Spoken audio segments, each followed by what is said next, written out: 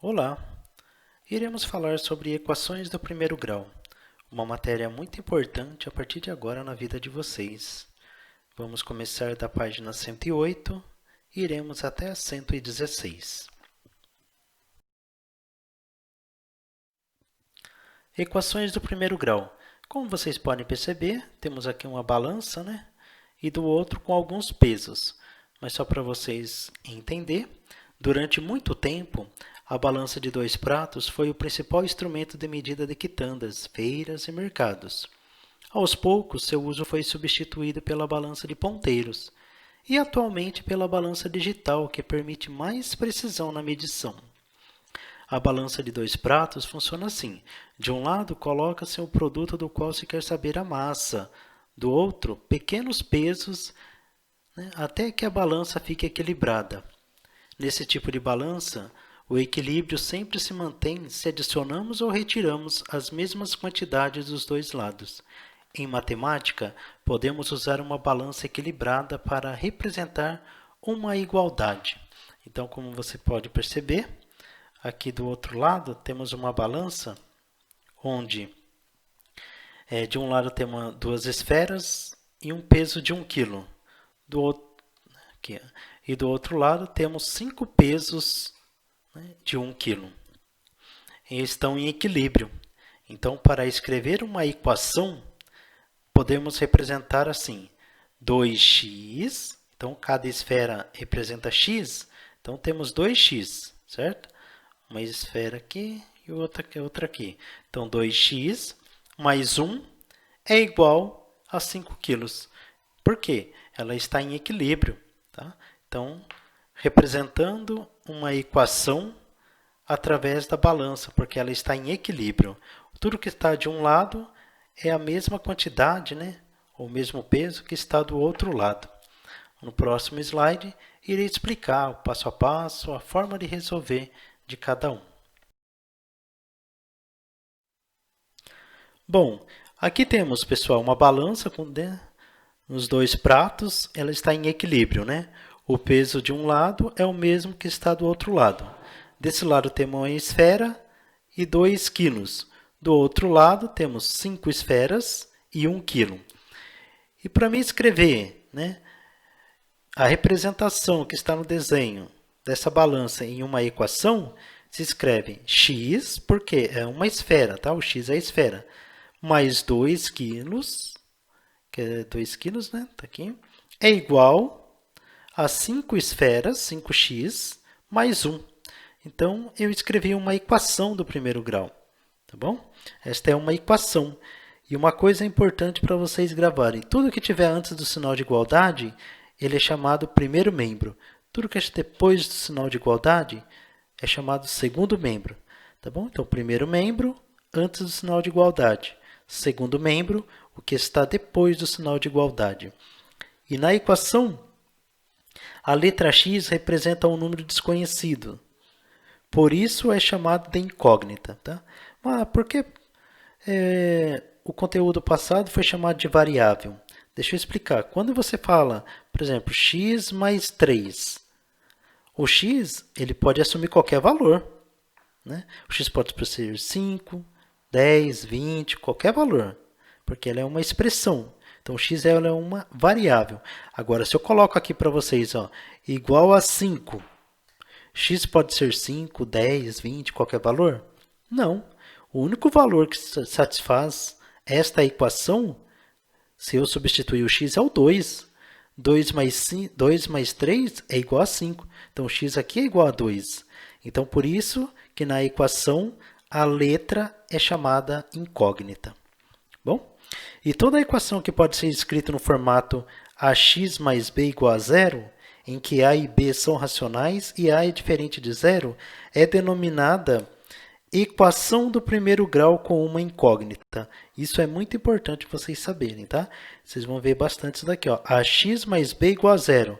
Quando acontecer isso, vocês verem, é uma equação do primeiro grau, tá? Em que a e b são racionais e a tem que ser diferente de zero. E pode ser negativo ou positivo, mas nunca zero. Se for zero, não é uma equação do Agora eu vou resolver com vocês uma equação do primeiro grau, tá bom? Então, por exemplo, se eu pegar aqui, por exemplo, x mais 3 é igual a 7, né? 7 menos x. Um exemplo para vocês entenderem. Então, aqui, pessoal, tudo que está antes do sinal de igualdade, eu expliquei para vocês, primeiro membro. Tudo que está depois do sinal de igualdade é chamado segundo membro. Bom, já teve aluno que perguntou para mim se tem terceiro membro. Não tem, tá, pessoal? Então, é só primeiro e segundo. Então, primeiro membro antes do sinal de igualdade. Segundo membro depois do sinal de igualdade. Então, como que eu resolvo uma equação do primeiro grau? Bem simples. Todo termo x você coloca no primeiro membro. Tudo que é x, você coloca no primeiro membro. E tudo que for um número sozinho, que ele é chamado termo independente, você coloca no segundo membro. Então, as incógnitas, que são as letras, você deixa no primeiro membro. Os termos independentes, né, ou termo independente, você deixa no segundo membro. Então, vai ficar assim, ó, x. E outra coisa, quando você muda algum termo de lado, tá, do sinal de igualdade, você tem que trocar a operação, para vocês entenderem, trocar o sinal. Então, por exemplo, dá uma olhada aqui no x depois no segundo membro, eu tenho que levar para lá. Está negativo, eu tenho que ir para lá, positivo. Coloco o sinal de igualdade, e aí você copia o 7. Olha lá, o 3 está no primeiro membro. Ele tem que vir para cá, para o segundo membro. Então, você coloca menos 3. E aí você resolve. Ó, x mais x, 2x. Tá? É a mesma coisa se fosse maçã mais maçã. Ou seja, tenho duas maçãs. É igual 7 menos 3, 4. Acabou? Não, eu tenho que descobrir o valor de x. E como que eu faço isso?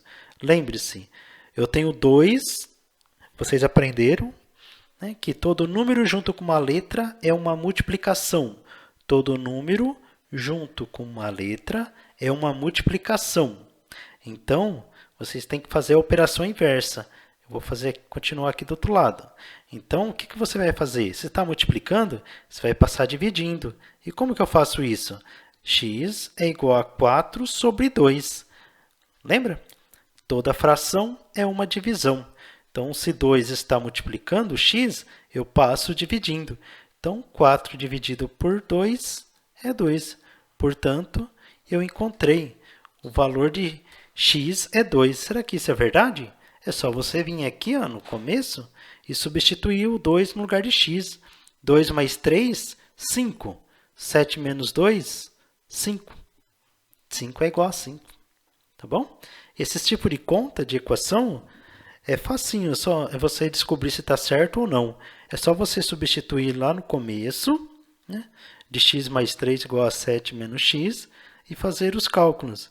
Você vai dar o resultado, se vão ser igual os dois membros. Se for, a resolução está correta.